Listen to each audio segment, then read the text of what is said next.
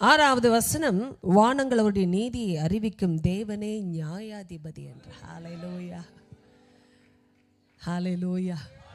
அவரே தேவனே நியாயாதிபதி.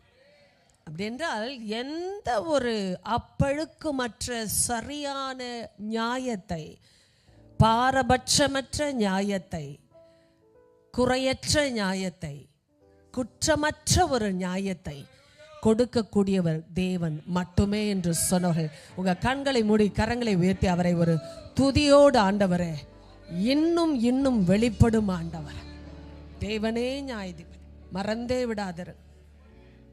God has appointed many judges in this world in various capacities.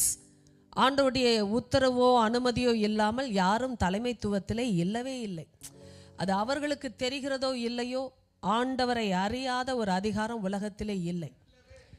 அதனால தான் ஆண்டவர் பேசும்போது நமக்கு ஒரு பெரிய நம்பிக்கை, தேவனே நியாயாதிபதி. அதனால தான் வானங்கள் அவருடைய நீதியை அறிவிக்கும் என்றால் the height of his righteousness is so very high, nobody can measure it up. அந்த அளவிற்கு அது உயர்தரமானது. அதனால தான் ஆண்டவரேன்னு நீங்க கூப்பிடும் பொழுது அவருடைய நீதியில் அவர் வெளிப்படுவார். அந்த நீதி அவருடைய இரத்தத்தின் நிமித்தம் வெளிப்படும், அவருடைய கிருபையின் நிமித்தம் வெளிப்படும். யாருக்கும் அவர் வெளிப்பட அவர் மிக சமீபமாய் இருக்கிறவர்.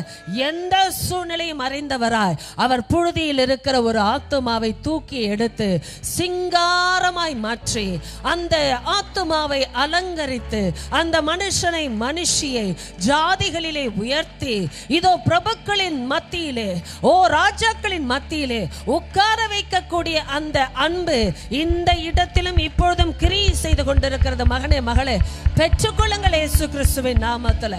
ஹல்லேலூயா, ஹல்லேலூயா. பிரபுக்கள் மத்தியிலே உட்கார வைக்கக்கூடிய அழைப்பு உங்களுடைய அழைப்பு என்றார்.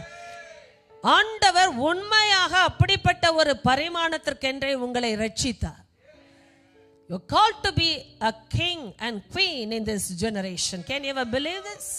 ராஜாக்கள், ராஜரீக ஆசாரிய கூட்டம். நீங்கள் தேவனுடைய ராஜாக்களாய் ராணிகளாய் இந்த பூமியிலே அவருடைய அதிகாரத்தில் செயல்பட அழைக்கப்பட்டவர்கள். அதனால் தான் அவர் சொல்லுகிறார், என் ஜனம் என்பது என்னுடைய பரிசுத்தவான்கள், அவர்களை கூட்டுங்கள் என்று சொல்லி அழைக்கிறார். Gather them up, let them come before me because I have to have something to be settled with them. என்ன அழகு பாருங்க.